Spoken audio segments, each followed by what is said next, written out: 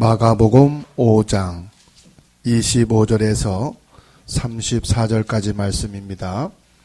12해를 혈루증으로 알아온 한 여자가 있어 많은 의사에게 많은 괴로움을 받았고 가진 것도 다 허비하였으되 아무 효염이 없고 도리어 더 중히 여겨졌 차에 예수의 소문을 듣고 무리 가운데 끼어 뒤로 와서 그의 옷에 손을 대니 이는 내가 그의 옷에만 손을 대어도 구원을 받으리라 생각함일러라. 이에 그의 혈루 근원이 곧 마름에 병이 나은 줄 몸에 깨달으니라.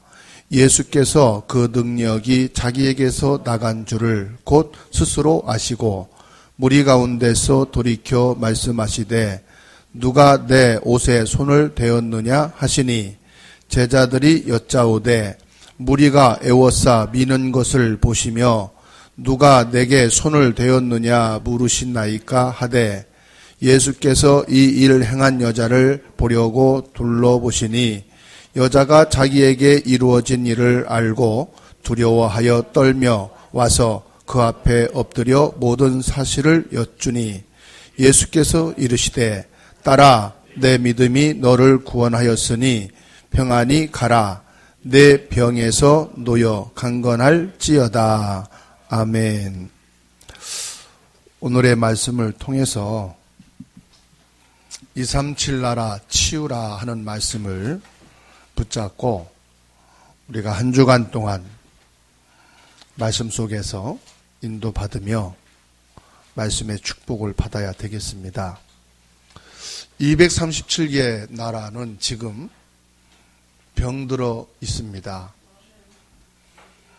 그 중에 가정이 병들어 있습니다. 눈에 안 보이는 사단이 제일 먼저 공격한 곳이 가정입니다.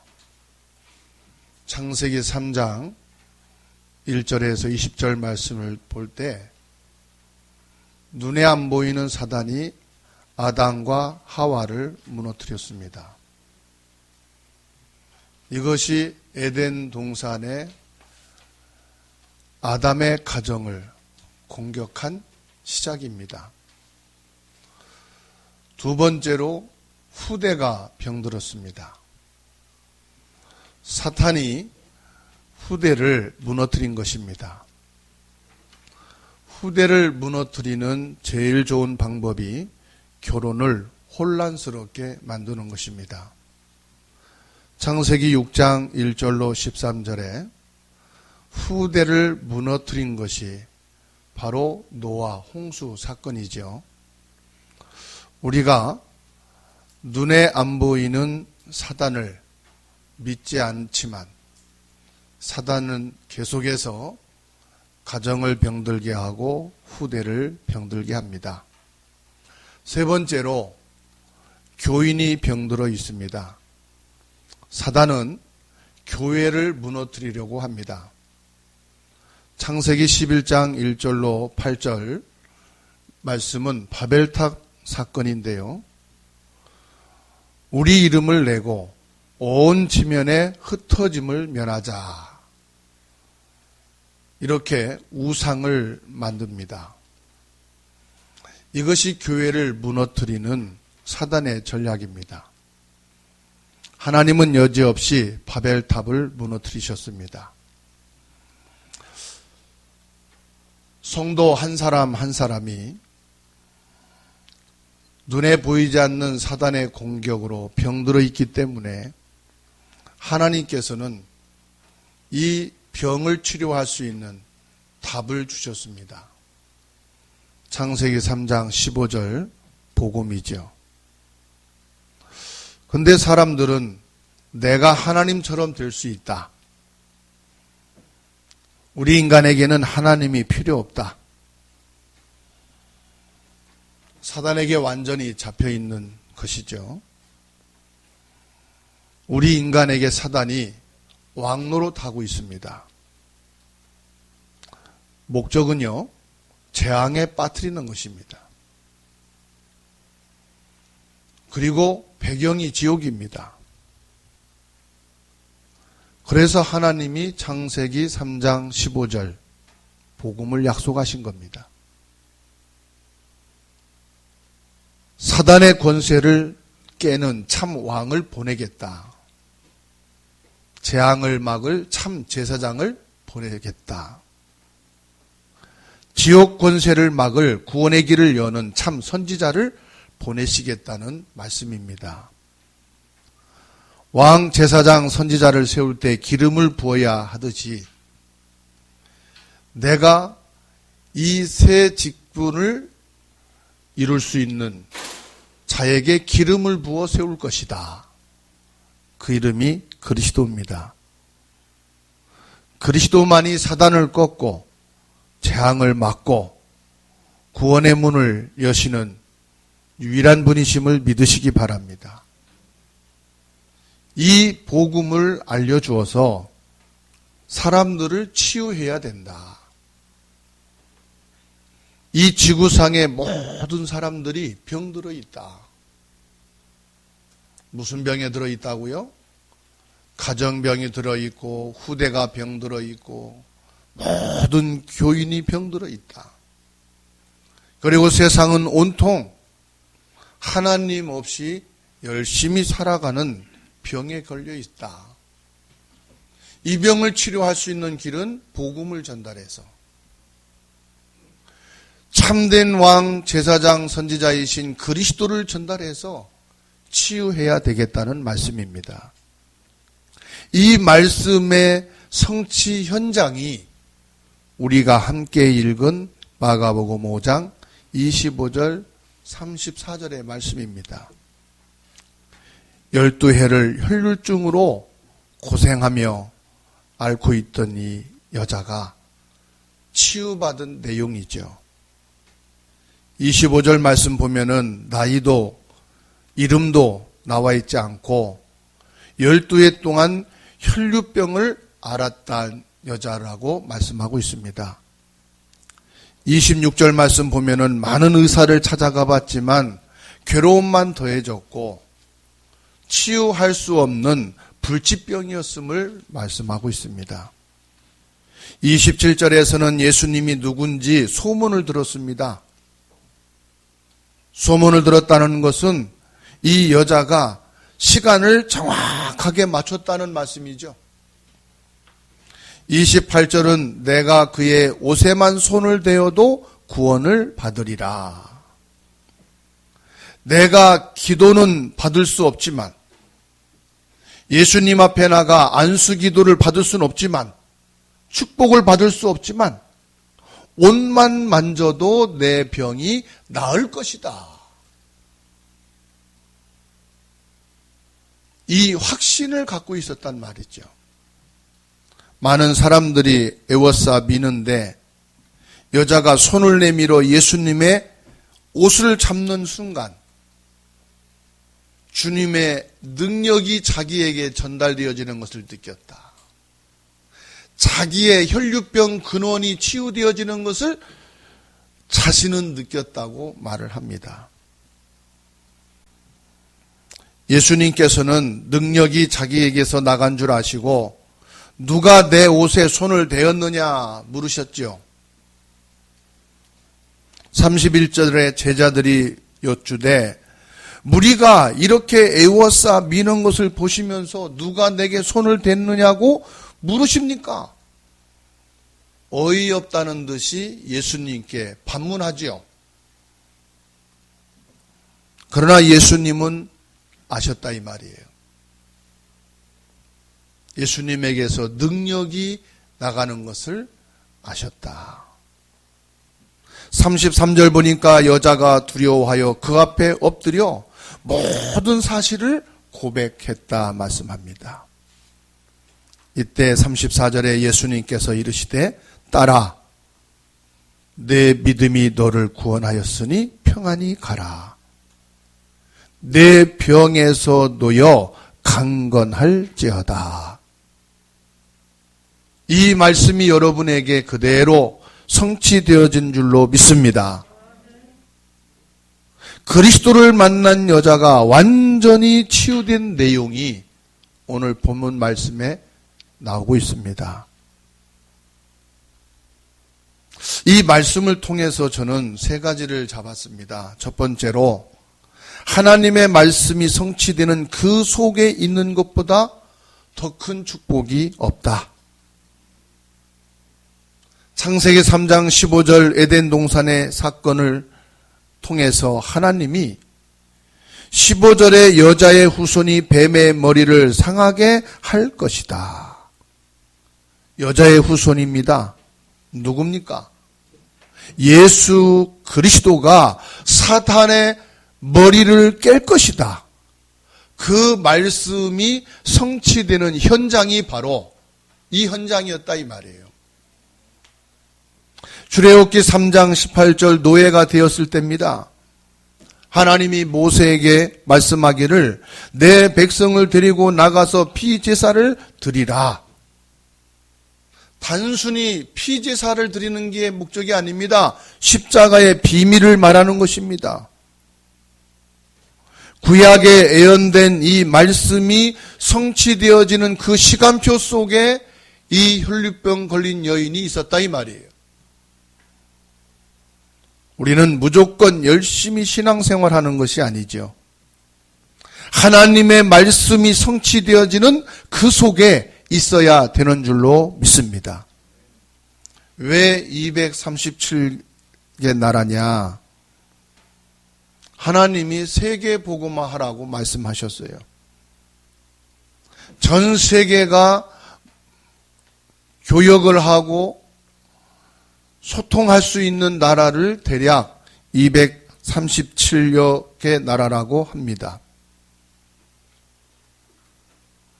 종족으로는 한 5천여 종족이라고 하는데 더 많을 수도 있고 적을 수도 있겠지만 그래도 사람들이 왕래하고 다닐 수 있는 범위를 계산해서 대략적으로 말을 하는 것이죠. 근데 중요한 부분은 237개 나라 5천 종족이 전부 병들어 있다 이 말입니다. 이사야 7장 14절 보시기 바랍니다. 포로가 되었습니다. 이때 주신 말씀입니다. 보라 처녀가 잉태하여 아들을 낳을 것이요 그의 이름을 임마누엘이라 하리라. 예수님에 대한 예언입니다. 이 말씀이 성취되어지는 그 현장 속에 있는 혈류병 걸린 여인에게 복음의 축복이 임한 것입니다. 오늘도 저와 여러분들이 교회에 와서 예배드리고 있는 것이 아니고 구약에서 말씀하시고 신약에서 성취되어진 이 말씀 역사하시는 성령의 역사 속에 들어와 있는 것을 믿으십니까? 성령이 역사하시는 그 시간표 속에 내가 들어와 있다. 이것이 바로 예배요, 내가 지금 교회에 있는 것이다. 이게 여러분 가슴 속에 담겨졌다면은 여러분들에게는 예수가 그리스도 되시는 이 축복의 역사가 지금도 일어나고 있는 줄로 믿으시기를 바랍니다. 두 번째로 그리스도를 만난 순간 운명이 바뀐 것입니다. 오늘 여러분에게도 이 축복이 있기를 바랍니다. 그러면 제가 신앙생활 하면서 열심히 신앙생활하고 내가 오직 믿음을 가졌는데도 안 되는 때가 있더라고요. 힘들 때가 있더라고요. 점점점 쪼그라들고 망할 때가 있더라고요. 그때 제 마음에 의구심이 생기는 거예요. 어느 정도 믿어야 될까? 사람들은 믿음이 없다는데 그럼 어떻게 믿어야 될까? 내가 모든 예배를 100% 다 참석하고 또 과외 공부하는 것처럼 계속해서 말씀 속에 그냥 묻혀 사는데도 안 된다면은 도대체 어느 정도 믿어야 되는가? 이런 고민 속에 빠질 때가 있었거든요. 혹시 여러분들은 그런 때가 없었습니까? 혹시 이 자리에 그런 분은 없습니까? 오늘 27절의 말씀을 봅시다. 예수의 소문을 듣고, 예수의 소문을 들었다는 것은 무슨 말입니까? 하나님의 말씀을 들었다는 말이죠. 28절에 뭐라고 그랬습니까? 손만 대어도 나을 것이다. 단순한 믿음이죠. 하나님께서는 막 머리를 짜내가지고 믿으란 말이 아니거든요. 이런 뜻일까? 저런 뜻일까? 막 고민하면서 믿으란 말이 아니거든요. 그냥 순수하게 믿음을 가지라 이 말이죠. 창세기 3장 15절 말씀 성취되어지는 그 시간, 그 장소, 그 말씀을 믿으라 이 말이죠. 그리스도이신 예수님이 참된 왕으로 오셔서 사단을 꺾으셨다. 그거 믿으면 된다는 거죠. 참 제사장이신 그리스도가 재앙을 끝내셨다. 삼선지자이신 그리스도면은 된다. 29절 말씀 볼까요? 병이 났다고 말씀 안 하시고요. 혈루 근원이 나았다고 말씀합니다. 막 태어난 갓난아이가 말 못합니다. 눈 마주치지 못합니다. 그런데 그 태어난 아이를 산모가 꼭 안고 있으면 엄마의 심장을 느낀다잖아요. 그래서 두렵고 불안했던 막 울던 아기가 평안해지니까 울음을 그치고 새근새근 잠을 잔다고 하지 않습니까? 우리 인간은 영적인 존재이기 때문에요. 말이 안 통하고 눈빛을 마주치지 않아도 영이 통하는 줄로 믿으시기 바랍니다. 운명이 바뀌는 것은요, 애쓰고 노력하고 열심히 해서 되는 게 아니고 하나님의 말씀 그대로 순수하게 믿으면 되는 겁니다. 여러분이 기도하면 아무것도 아닌 것처럼 보이지만 분명히 영이 통하고 운명이 바뀌는 역사가 일어나는 줄로 믿습니다. 그리스도를 만남으로 치유되는 역사가 일어난다 이 말이죠. 우리 몸에는 면역력도 있지만 면역력을 키워서 회복되어지는 것도 있지만 성령 충만할 때 치유되는 일이 일어납니다. 그래서 우리에게 영적인 존재라면, 구원받은 사람이 맞다면 성령 충만하게 되시기 바랍니다. 면역력을 키워서 낫는 병도 있고 약을 먹어서 낫는 것도 있지만 성령 충만할 때 치유되어지는 역사가 일어납니다. 정말로 그리스도를 만나는 그 순간 운명이 바뀌어지는 하나님의 축복이 여러분 개인과 가정과 모든 사람에게 일어나기를 축원합니다. 근본을 회복시켜지는 하나님의 역사다 이 말입니다. 여러분이 구원받는 순간 하나님의 자녀가 된 것입니다. 구원받는 순간 운명이 바뀐 줄로 믿으시기를 바랍니다. 세 번째로 세 가지 저주에서 완전히 해방되었습니다.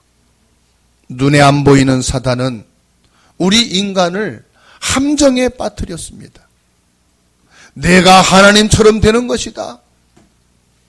하나님을 믿지 않아도 된다. 시편 14편 1절에 그 마음에 이르기를 하나님이 없다. 나는 지식만 있으면 돼. 나는 돈만 있으면 돼. 나는 성공만 하면 돼. 나는 인간관계만 잘하면 돼. 맞죠. 그런데 그거 가지고 안 되었다는 증거가 역사 속에 나오고 있지 않습니까? 여러분 성경을 믿지 않으면은 세계 역사를 보시기 바랍니다. 이 한국의 역사만 보아도요, 훌륭한 사람들 많습니다. 그런데 한 가지만 없었단 말이에요. 시편 14편 1절에 그 마음에 하나님이 없었다 이 말이에요. 하나님은 생각지도 않고 하나님은 전혀 인정하지도 않는 삶이었다 이 말이에요. 그러면 뭘 믿고 삽니까? 내 자신을 믿어라. 내 인생은 네가 사는 거야. 얼마나 좋은 말이고 훌륭한 말이고 힘내는 말입니까? 이렇게 사단은 아주 함정을 파놓고 우리 인간을 대단한 사람으로 함정에 빠뜨린단 말이에요. 조금씩 무너뜨립니다. 사단에게 확실하게 잡히는 순간 그때부터 문제가 오기 시작합니다. 사단의 틀에 집어넣는다 이 말이에요. 사단은 각종 우상과 영적 문제에 빠지게 만듭니다. 구원 못 받은 사람들은 이사 가는 것도 두려워요. 회사 취직하는 것도 두려워요. 무엇 하나 마음 편하게 할 수 있는 것이 없어요. 구원 못 받은 사람들은 날만 잘못 잡아도 문제가 생겨요. 잠만 잘못 자도, 방향 틀어서 잠만 잘못 자도 문제가 생겨요. 어떤 사람들은요, 물 먹다가 얹혀서 죽었다고 해가지고 물을 떠놓고 빌고 먹어요. 물 마시다가 죽을까 봐요. 사단의 틀에 완전히 집어넣어놨어요. 결국은 올무에서 빠져나와야 합니다. 사단의 함정과 틀과 올무에서 빠져나와야 됩니다. 여러분 구원 받았다는 말은 엄청난 말씀입니다. 오늘 혈류증 걸린 여인이 예수님을 만나고 근원이 치유돼 버렸어요. 근원이 치유됐다는 것은 무슨 말이냐? 인간의 근본 운명이 바뀌어졌다 이 말이에요. 지금 전 세계 모든 사람들이 저주에 빠져 있습니다. 모든 사람들을 여기에서 해방시키는 것이 전도인 줄로 믿습니다. 요한복음 5장 24절에 내 말을 듣고 또 나 보내신 이를 믿는 자는 영생을 얻었고 심판에 이르지 아니하나니 사망에서 생명으로 옮겼느니라. 뭘 대단한 것을 해야 되는 게 아니고요. 말씀을 듣고 믿어버리면 끝나는 거예요. 결론을 맺습니다. 왜 우리에게 복음이어야 합니까? 지금 선진국을 보십시오. 잘 산다고 하는 사람들 보십시오. 제일 많은 것이 정신병입니다. 저 유럽은요, 할 수 있는 게 없답니다. 진짜 유럽을 가보니까요, 건물도 깨끗하고요, 수백 년 전에 건축했던 건물을요, 얼마나 잘 관리했는지 벽돌 하나 빠진 곳이 없어요. 그러니까 건물 자체가 박물관이고 기념관이에요, 그냥. 경치는 얼마나 좋은지 몰라요. 그런데 사람들이 공허해요. 맛있는 거 많지요. 구경할 수 있는 경치 좋지요. 어마어마한 기술력과 지식이 있지요.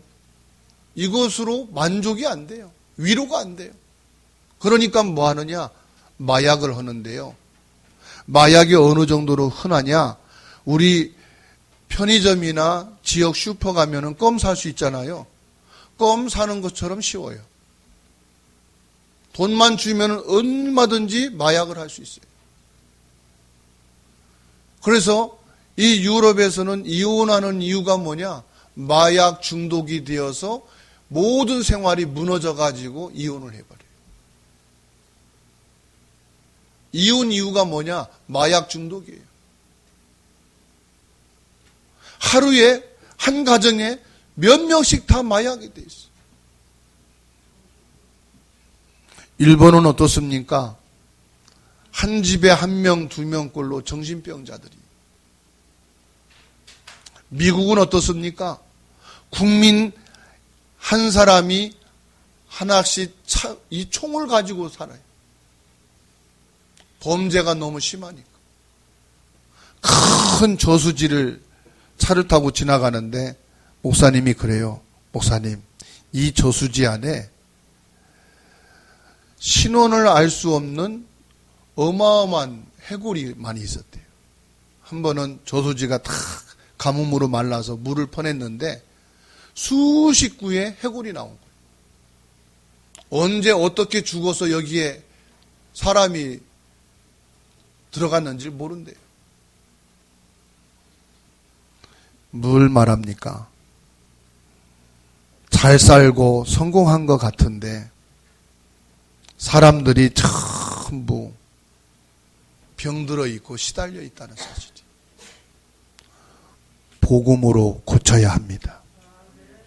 복음으로 치유해야 합니다. 이게 선진국만이 아니라니까요. 잘 산다고 하는 사람들이, 저와 여러분들이 가진 거 없고 성공한 거 없는 것처럼 보이지만 최고의 것을 가지고 있다 이 말이에요. 엄청난 성공의 자리에 있다는 말이에요. 그게 뭐냐? 복음이라 이 말이에요. 복음이 이렇게 가치 있고 수준이 있고 어마어마한 건데 우리는 눈에 보이는 것을 비교해서 너무 힘들다라고 얘기한다 이 말입니다. 왜요? 먹고 사는 경제병에 걸려버렸어요. 먹고 사는 경제병에 걸렸다니까요. 이거를 우리가 뭘로 치유하겠습니까? 나라 돈을 막 퍼준다고 치유되겠나요? 나라 돈을요, 흥청망청 막 퍼주다가 망한 나라가 있어요. 그리스. 완전히 망했어요. 아르헨티나. 복지 다 채워놓고 무상으로 다 치료해주고 공부시켜주고 다 해줬는데 나라가 부도나 버렸어. 이 병을 우리가 치료해야 된다 이 말입니다.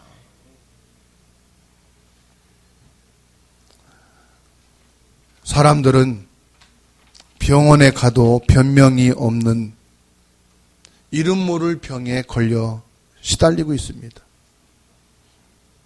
40대가 지면 병원도 못 가고 죽어요. 이번에 인도네시아 자카르타에서 온 선교사님이 그 말해요. 인도네시아에서는 코로나에 걸리면 병원에 갈 수도 없고 자생적으로 치유돼서 살면나 아니면 걸려서 죽느냐 둘 중에 하나래요. 그리고 외국인들이 오면은 무조건 최고급 호텔에서 5일을 묵어야 된대요. 뭐냐? 외국인을 대상으로 코로나를 통해서 돈을 벌려는 목적으로 정책을 그렇게 세워놨대요. 자기 돈으로 최고급 호텔에서 5일 동안 백성들은 돈이 없어 병원에 갈 수 없어서 코로나 걸리면 죽어가고 돈 있는 사람들은 최고의 시설에서 살아가고. 왜 그렇습니까? 하나님을 떠났기 때문에 영적으로 죽을 수밖에 없어요. 이들에게 정확한 복음이 전달되면서 합니다. 한국은 17%가 우울증 환자라고 그래요. 30%, 3명 중에 1명은 병원에 가서 치료를 받아야 될 정도로 심각하대요. 아무리 훌륭한 과학자도 이 사람들을 고칠 수가 없습니다. 아무리 훌륭한 의학과 기술로도 치료할 수가 없습니다. 복음으로만 치유할 수 있는 줄로 믿습니다. 그래서 우리는 전도하고 선교하는 것입니다. 오늘 저와 여러분들이 혈류병 걸린 여인이 예수님을 믿은 그 믿음을 가지고 예수님이 그리스도 되시는 그 말씀이 성취되어지는 시간, 그 장소, 그 말씀을 붙잡고 참된 치유의 축복이 일어나기를 축원합니다. 그리고 모든 사람들을 치유하고 회복시키는 영적인 힘 얻기를 주의 이름으로 축원합니다.